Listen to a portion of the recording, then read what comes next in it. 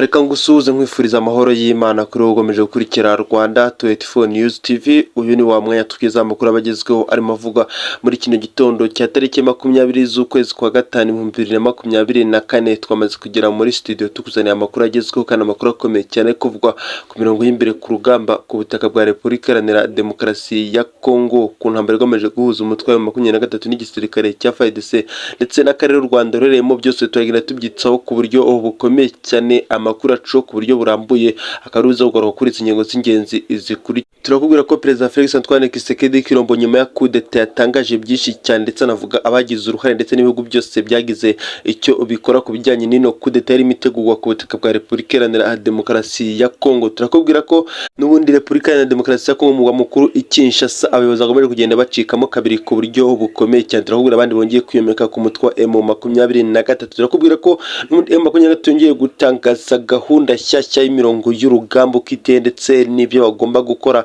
muri kino cyumweru twamaze kwinjiramo. Tunakubwira ko leta y'u Burundi naho ibintu bimeze nabi cyane, naho imyigaragambyo karundura igiye gutangira kuri buno butaka bwa Repubulika Iharanira Demokarasi ya Kongo. Aya makuru yose nari tawuye turaje tuyakuramburiye ku buryo bukomeye cyane. Reka mbanze gusabe nyine gukanda subscribe, comment, like ndetse na share kugira ngo tujye tubana kuri umuyoboro mugari wa Rwanda 24 News TV ukugezaho amakuru abagezweho kandi amakuru aba yizewe. Reka tutatinze twanzikane n'ino nkuru ya mbere karundura. Perezida Felix Antoine Tshisekedi Tshilombo bigomeje kugenda imbwa zibirwaniramo ku buryo budasanzwe. Amakuru arimo aravuza ubuha ku butaka bwe, baramurasa ku buryo bukomeye cyane ndetse bayirashe urugatuyemo barugize umuyonga kuri ubu ngubu. Perezida Felix Antoine Tshisekedi Tshilombo ari mu buhungiro ku buryo bukomeye cyane, ari gutinya ko yaza gusiga agatwe muri no mirwano igomeje kubera kuri buno butaka by'umwihariko mu mujyi wa Kinshasa. Ntago ibintu bimeze neza cyane, inyeshyamba zaraheza kameje ngo ziramukura ku butegetsi. Gusa ko bari mu buhungiro ntabwo byamubujije gutangaza byinshi cyane ku bijyanye n'ino coup d'etat yarayihujijwe ku buryo bukomeye cyane ku butaka bwa Repubulika Iharanira Demokarasi ya Kongo,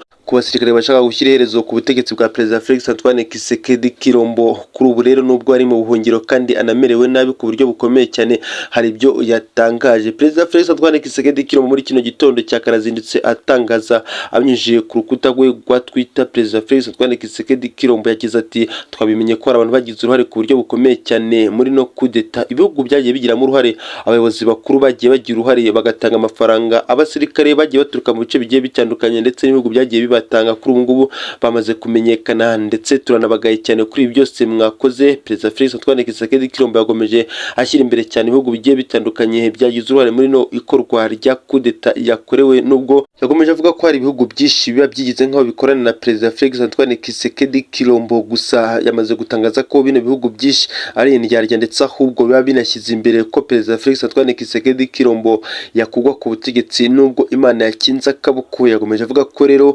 ababajwe cyane na bino bihugu biba byishyira imbere cyane ndetse bigaragaza ko bimushyigikiye ariko ari indyarya zikomeye. Yavuze ko byose biri buze kujya ku mugaragaro ndetse nta n'ikibazo ngira gukorana bya hafi. Ni Perezida Felix Antoine Tshisekedi Tshilombo yakomeje avuga ko abasirikare bakuru bagiye bagira uruhare muri no coup d'etat ndetse n'abayobozi bagiye batandukanye bagiye bagambanira Perezida Felix Antoine Tshisekedi Tshilombo. Bose ibyabo biri buze kujya hanze ndetse ari buze gukurikiranwa ku buryo bukomeye cyane. Yanavuze ko nta n'umwe uri buze kumuciko byagenda kose, kuko ngo ibyo bakoze bitari buze kubahira kandi nta nubwo ari buze kubaha amahwemo. Perezida Felix Antoine Tshisekedi Tshilombo rero ibi byose yabikorewe mu bugambanyi bukomeye cyane bw'abasirikare bagiye batandukanye ndetse n'abayobozi bakuru bagiye batandukanye, by'umwihariko bari bayobowe n'uyu kapiteni Christian Malanga wari uyoboye igitero karundura cyagiye gukuraho ndetse no gukoraho burundu ubutegetsi bwa Perezida Felix Antoine Tshisekedi Tshilombo, nubwo bitamuhiriye kandi akaza no guhita ahasiga ubuzima nyuma yo kuraswa n'abasirikare ba FARDC. Ariko n'ubundi imirwano ndacyakomeje hano muri kino gihugu cya Repubulika Iharanira Demokarasi ya Kongo, by'umwihariko hano mu mujyi wa Kinshasa. Ntabwo ibintu bimeze neza cyane, n'induru ikomeje, abaturage bahiye ubwoba, abayobozi bakomeye batangiye guhunga ku buryo bukomeye. Barakekwa ko Perezida Felix Antoine Tshisekedi Tshilombo ari buze kujya akekaho wese kugira uruhare ari buze guhita mwivugana, biri gutuma bacika ku buryo bukomeye cyane. Imyigaragambyo karundura, abaturage bari mu mihanda bari guhunga, n'akavuyo gakomeye cyane Kinshasa nyuma y'ino coup d'etat yagiye gukorerwa Perezida Felix Antoine Tshisekedi Tshilombo. Nubwo arimo avuga ibi ngibi ariko Perezida Felix Antoine Tshisekedi Tshilombo ntawe urongera kumucira iryera nyuma ya coup d'etat karundura. Baravuga ko ashobora kuba ari mu bwihisho ku buryo bukomeye cyane, dore ko indege yatwitswe ndetse n'inzu ye nayo yarashweho ibisasu. Bari kwibaza ahantu ari Perezida Felix Antoine Tshisekedi Tshilombo. Gusa abasenguzi ndetse n'abandi bakurikirana hafi ibyino ntambara avuga ko ashobora kuba ari mu gihugu imbere cyangwa se atari n'ahari kuko utapfa kumenya, gusa bakibaza niba ukuntu yaba yahise asohoka igihugu kuko ngo byaba bigoranye cyane. Ubwo bari kwibaza niba hari ahandi hantu Perezida Felix Antoine Tshisekedi Tshilombo yaba afite ubundi buhungiro, gusa kuri ubu ngubu ntagaragara n'ibi byose arabitangaza, ariko nta makuru azwi neza y'ahantu no Perezida Felix Antoine Tshisekedi Tshilombo yaba aherereye hamwe n'umuryango we ndetse n'abamurinda bagiye batandukanye. Ari nako tukubwira ko mu mujyi wa Kinshasa n'ubundi abanyepolitike bagiye batandukanye bakomeye batangiye kwiyomora kuri Perezida Felix Antoine Tshisekedi Tshilombo, by'umwihariko abafite aho bahuriye n'ino coup d'etat, abasirikare batandukanye bakuru,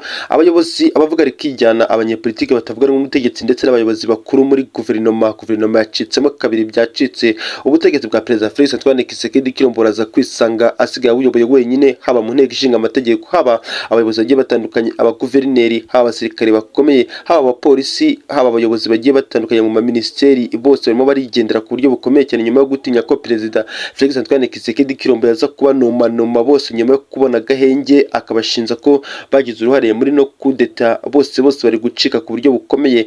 Umujyi wa Kinshasa imodoka ziri gucicikana, abasirikare bakomeye bari guhunga, abadepite, abasenateri, abandi bose bari gucika batinya Perezida Felix Antoine Tshisekedi Tshilombo kari buze kugarukana uburakare bukomeye. Kuri ubu amakuru atugera avuga ko abayobozi benshi bamaze muri uyu mujyi wa Kinshasa ndetse abenshi bagiye mu mazu agiye atandukanye baba bafite hirya no hino ariko atari mu mujyi wa Kinshasa. Baravuga ko ubuyobozi bwose, guverinoma zose zitari gukora akazi kahagaze, bagize ubwoba, bahiye ku buryo bukomeye cyane, baratinya Perezida Felix Antoine Tshisekedi Tshilombo. Akazi kahagaze muri guverinoma, inteko ishinga amategeko ntikora, inteko y'abasenateri ntabwo iri gukora, abaminisitiri ntibari gukora, abasirikare ntibari gukora. Ni ibintu bikomeye cyane kuri buno butaka. Biravuga ko aka kavuyo gakomeje kubera kuri buno butaka, by'umwihariko mu mujyi wa Kinshasa ashobora kuza gusahurirwamo amafaranga karundura y'igihugu cya Repubulika Iharanira Demokarasi ya Kongo, nk'uko byagiye bimenyerwa mu minsi yagiye ishira, hagiye haba akavuyo mu bihugu byose bigiye bitandukanye.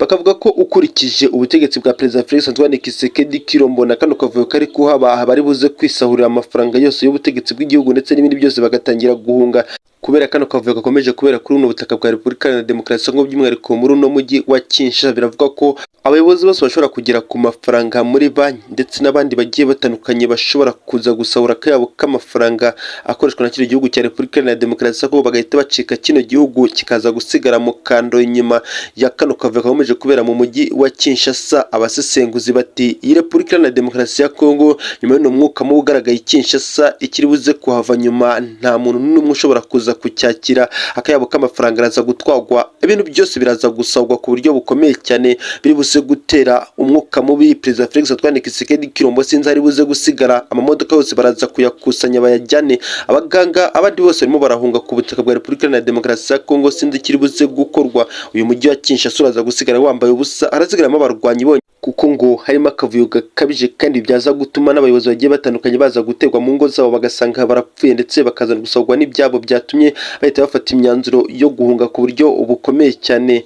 Reka twerekeze kuri M23. Kuri ubu ngubu yamaze gushyira hanze gahunda y'urugamba rw'icyumweru, niyo 23 igomeje igarika abasirikare bagomeje kurwana ku ruhande rwa Repubulika Iharanira Demokarasi ya Kongo. Kuri ubu ngubu M23 nyuma y'inama bakoze ejo ku mugoroba bamaze gushyira hanze gahunda y'icyumweru. Gahunda iragira iti imbere cyane ku murongo w'urugamba mu mujyi wa Goma, tukawufata ku buryo budasubirwaho nyuma yo gukora byinshi cyane, bakagota uyu mujyi wa Goma, bagafunga imihanda yose. Bavuze ko nta kindi gisigaye uretse kwataka uyu mujyi wa Goma, bakawufata wose ibintu bikava mu nzira. Bati M23 irakomeye cyane kandi ifite n'ubushake, uyu mujyi wa Goma turawukeneye ku buryo bukomeye cyane kuko byose twakoze, twashakaga ubushobozi ndetse n'ibindi byose byo gufata uyu mujyi wa Goma. Kuri ubu rero tumaze kwihaza, turakeneye ko uyu mujyi wa Goma nawo ujya mu maboko ya M23, dore ko M23 yavuze ko nimara gufata uyu mujyi wa Goma hazaho impinduka zikomeye cyane, ndetse Perezida Felix Antoine Tshisekedi Tshilombo azitege ko bizamugiraho ingaruka, dore ko ino gahunda yabo bayise M23 Goma ni gahunda y'icyumweru bashyize hanze yo muri kino gitondo, isobanura neza ndetse n'ibindi bice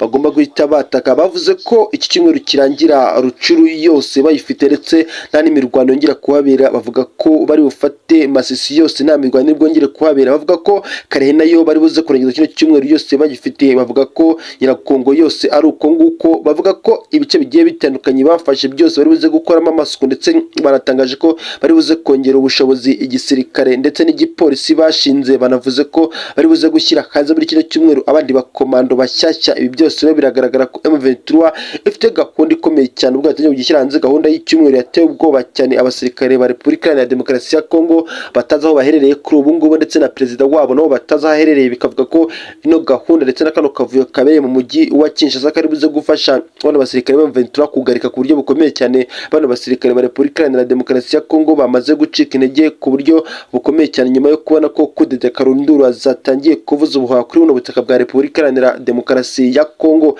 Iyi gahunda rero M23 yashyizwe hanze muri kino gitondo, hagaragaraho n'umukono wa General Sultan Makengo, umuyobozi mukuru wa kino gisirikare cya M23. Reka tujye twambuka ku butaka bw'u Burundi, naho ntabwo ibintu bimeze neza cyane mu mujyi wa Bujumbura, ntago umutekano umeze neza, naho n'induru zigomeje kuvugirizwa Perezida Evariste Ndayishimiye. Abasesenguzi bo ku butaka bw'u Burundi ndetse no ku butaka bwa Repubulika Iharanira Demokarasi ya Kongo batangiye kugereranya bino bihugu, bati umujyi wa Bujumbura ni butoya, umujyi wa Kinshasa ni bukuru. Bakurikije ibiri kuhabera byose, ni imyigaragambyo iri kuba ku mpande zombi. Ubutaka bwa Repubulika Iharanira Demokarasi ya Kongo mu mujyi wa Kinshasa, induru ziri kuvugirizwa Perezida Felix Antoine Tshisekedi Tshilombo, ari nako mu Bujumbura naho ibintu bitameze neza. Evariste Ndayishimiye nawe ntagasinzira, abajenerali bari kumwigarika ku buryo bukomeye cyane. Abayobozi bagiye batandukanye bari kugenda bamusezeraho. Ibi byose uko bano bagabo ari babiri, haba perezida w'igihugu cya Repubulika Iharanira Demokarasi ya Kongo bwana Felix Antoine Tshisekedi Tshilombo ndetse na perezida w'igihugu cy'u Burundi Evariste Ndayishimiye, bano bagabo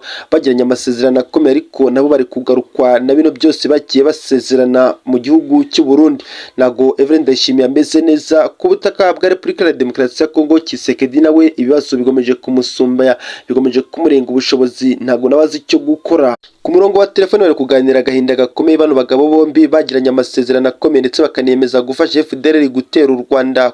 Bari kuvugana gakomeye cyane, umwe ati mu gihugu cyanjye birakomeye, undi nawe ati nanjye mu gihugu cyanjye nuko.